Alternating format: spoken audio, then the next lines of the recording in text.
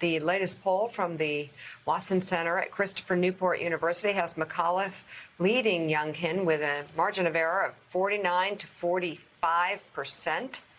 Top representatives from both parties have been actively campaigning for both candidates, with many seeing the race as having major national implications.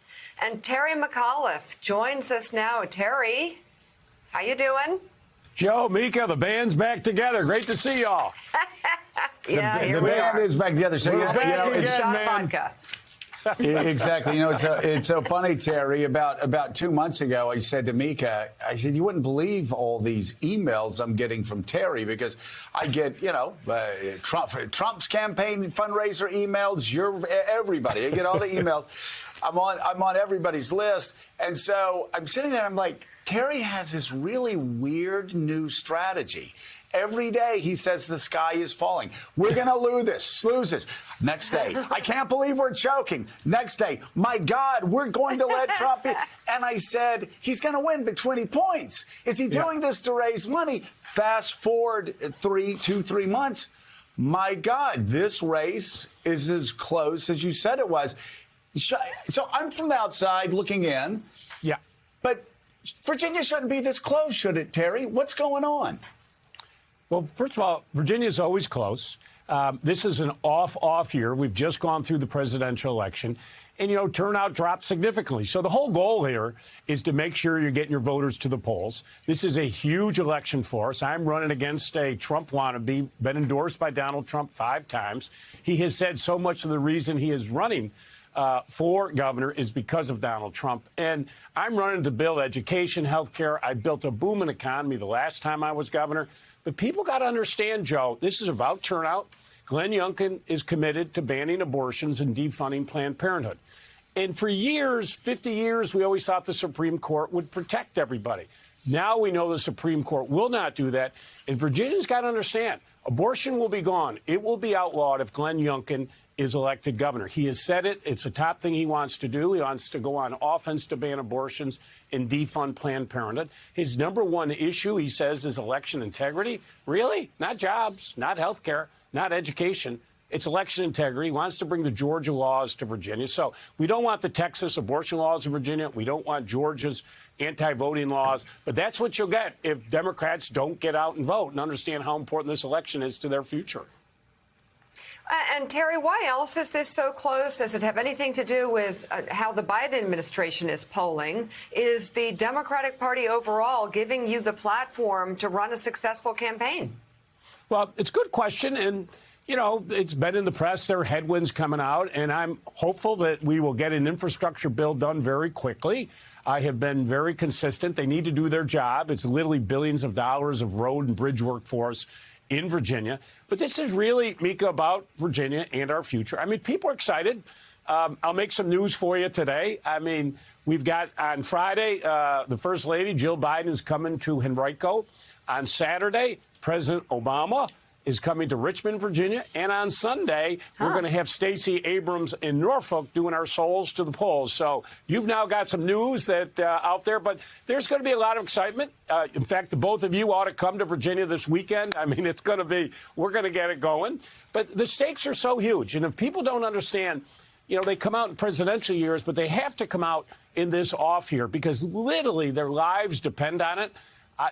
People were very happy when I was governor, 200,000 new jobs. Personal income went up 14% the last time I was governor. Glenn Youngkin doesn't believe in Medicaid expansion. Really? 550,000 people have life-saving care today. So the stakes could not be greater. But and let me just say this also. This is big for Donald Trump. He's endorsed Youngkin 5 times. This gets Trump off the mat, and I think this kicks off his 2024. We can't let it happen.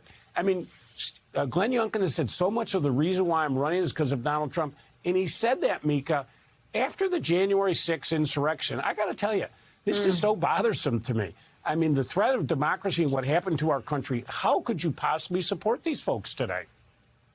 Yeah, Terry, you had said that the races were always close, but sometimes they're not close. In 17, Northam won big, which really was an indicator of what was going to happen in 18. Of course, Bob McDonnell won a big victory in 2009, which really showed Americans what was going to happen the next year when the Tea Party swept in. So just got to ask, is the fact that Joe Biden's poll numbers have collapsed over the past month, the fact that swing voters are disillusioned with where the Democrats are right now, are we looking at headwinds that are going to make your race much tougher and predict a huge Republican year next year?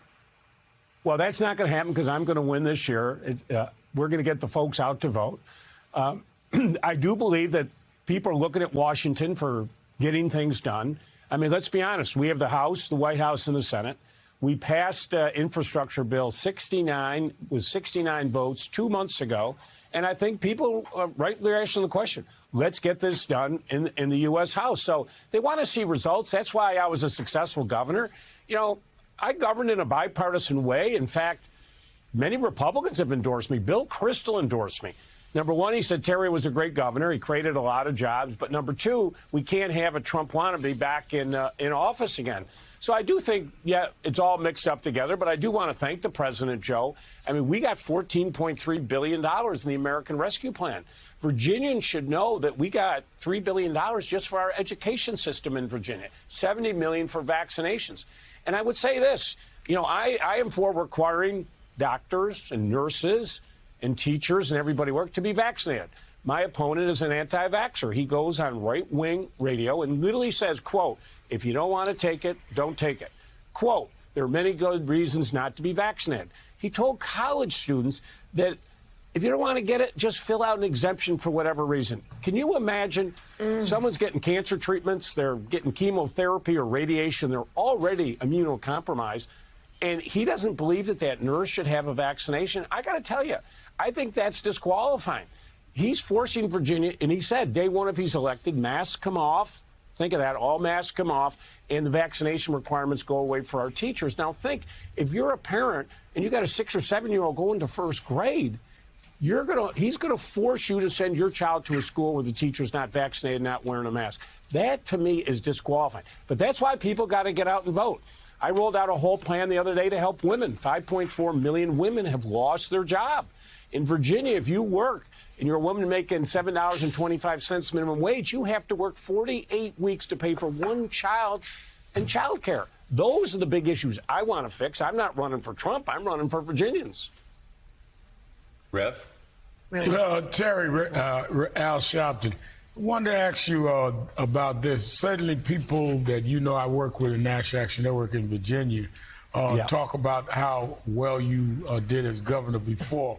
But isn't this turnout really about, if they do not come out and vote for you, it is really a vote for Donald Trump? The pundits will say, if your opponent wins, that this is the comeback of Donald Trump. And if anybody in Virginia is for Trump or against Trump, they better come and cast their vote this time. Isn't, despite the fact you've certainly laid out policies and you certainly have a record as governor in what you did for that state, but isn't this really about whether you want to go back to Trump or go forward with an agenda? You hit it right on the head, Rev. I couldn't say it any better. If I were not to win this would be, as I say, the comeback of Donald Trump. This would lift him off the mat.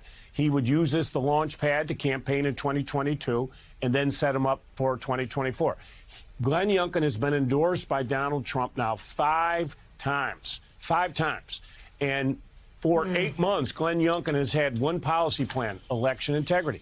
He said the other day, after Trump talked about voting machines, what did Glenn Youngkin say a couple days ago? Let's audit Virginia's machines. I mean, so they're all the same. I couldn't agree with you more. And that's why Democrats and independents, but as I say, a couple dozen Republicans endorsed me the other day because I get things done.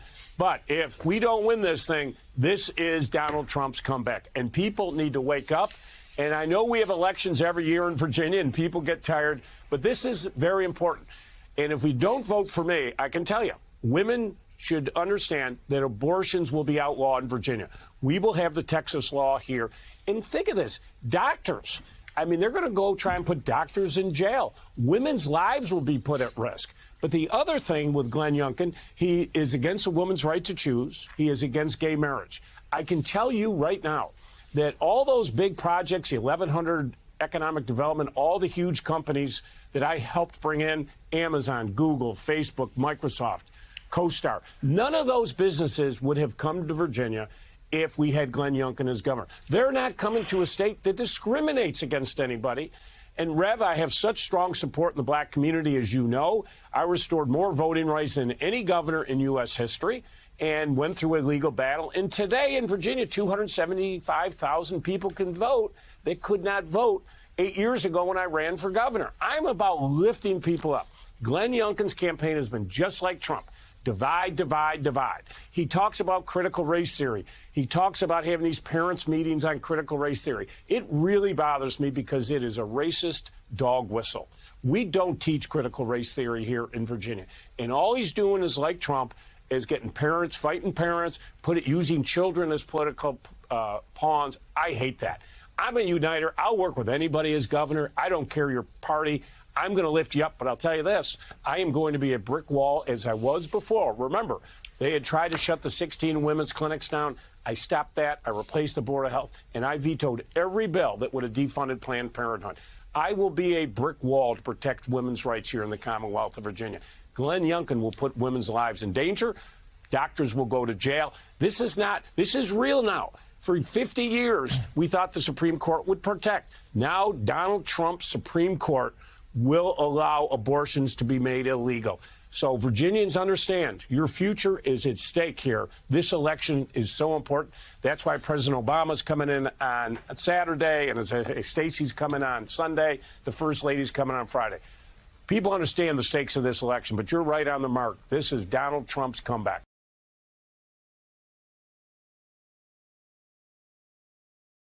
Governor, good morning. It's Jonathan Lemire. You, recent days, really pretty bluntly called for Democrats to get this infrastructure deal done, to get it through the House, to give you something you could run on. Well, early voting is beginning this weekend. It's not going to get done by then. And frankly, even by November 2nd, I think there's some real doubt that everything will get done the way it's prepared with the reconciliation package, which still could take a couple of weeks, if not months, to get across the finish line. So my question for you is, should they set reconciliation apart and just do infrastructure now? And if they don't do that, and this doesn't get done between now and November 2nd, how harmful is that to your chances? Listen, I think I want to get it done, not only as a candidate for governor, but I want to get it done for the sake of all Virginia residents. I mean, it's $1 trillion on infrastructure. I got roads and bridges that we desperately need to be fixed. I love what we have in the human infrastructure on child care. I just talked about those issues, elderly care, family medical leave. I am for family medical leave in Virginia. I'm for paid sick leave. I'm for raising the minimum wage to $15, which Glenn Youngkin is against all of that. I want to lift people up. So this is important to us here in Virginia to get these two bills done. And I guess what frustrates me, when I was governor, I got everybody in a room, Democrats, Republican, the governor's conference room, and said, okay, what do we need? Let's get it. Let's get this done. And you know what? I got 70+% of my bills passed with a Republican legislature. I am begging folks on Capitol Hill, quit talking to the press all day. Quit chitty-chatting around. Get in a room. People's lives are depending on it. And quit preening out there for the cameras. Get in a room and negotiate. That's what's important for America. Yeah. And I can tell you, that's what's important for Virginia residents. So I want this passed ASAP. It's critical for the future of our country. It is interesting that they're having these debating societies in front of cameras instead of going into the Democratic caucus room and talking through this, going into offices and talking through this. They have no responsibility to give the media more stories about Democrats in disarray or whatever headlines they want to run. So Joe, you were in Congress. You didn't negotiate when you were in Congress through press releases. You didn't do that. No, I did not. No, I did not. So I used other means. So Terry, I had a friend ask me a couple of days ago if you were having a tighter race than expected because you're trying to run for governor again in a state where you run for one term and then you're out. You can run for another term if you want. And I started looking through Virginia's history. I haven't seen another governor that's actually come back and run again and successfully do what you're trying to do now. So the first question is, Has anybody ever done that before? And the second question is the fact that it's so rare, do you think you may have a bit of a backlash like Michael Bloomberg had when he tried to seek that third term for mayor of New York City? Number one, it has happened once before. Interesting. Mills Godwin ran and won as a Democrat and then came back 8 years later as Republican. That's the only time it's happened. I am the first Democratic nominee ever to be nominated twice for governor. And let me say this. I was recruited by folks to come back. People said, Terry, nobody leaned in the black and brown community the way you did on your pardons, on your restoration of rights. I banned the Confederate flag from the Virginia license plate. Nobody built an economy like you did. 200,000 new high-paying jobs. Personal income went up 14%. Unemployment dropped in every city and county. So I had leaders of the House and Senate. I had leadership of the Black Caucus. I had the business community all come to me and say, COVID has really been brutal. Right. We need you back. So, listen, I ran in a big primary. We had 5 people in the primary. And as you know, I won every city and county.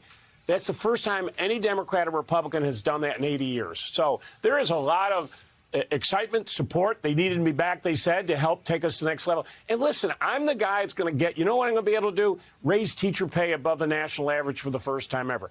I'm going to get at-risk 3- and 4-year-olds, about 40,000. I'm going to get them all pre-K.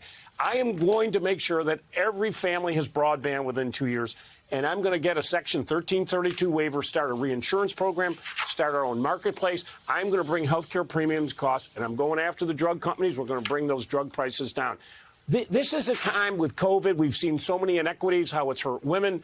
44% of small African-American businesses have closed in this country. I've got more energy today than the day I was born. I am going to take this state to a level it's never seen before. We are going to take off like a booster rocket. You folks are all going to leave yours. You're all coming to Virginia. I'm telling you, it is there. I'm excited.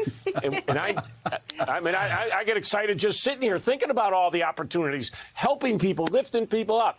And I got to keep my House of Delegates blue, so that's very important, and Lieutenant Governor, Attorney General. But I'm telling you, folks, you want some action, you come to Virginia, man. We are going to be the model for leading this country out of the COVID crisis. I did it before. I got us out of sequestration and the Great Recession, built a booming economy. Everybody got lifted up. That's just warm up. I'm ready to go to the next level.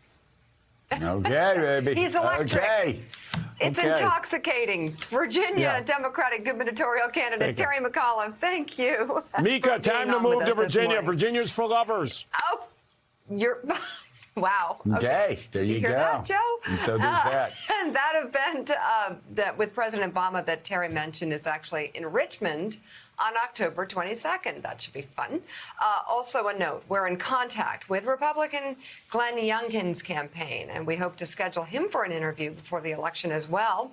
There's also a very interesting race underway for the state's lieutenant governor, and we will feature the top candidates for that position before the election. So there you go. We'll be right back. Keep it right here on Morning Joe.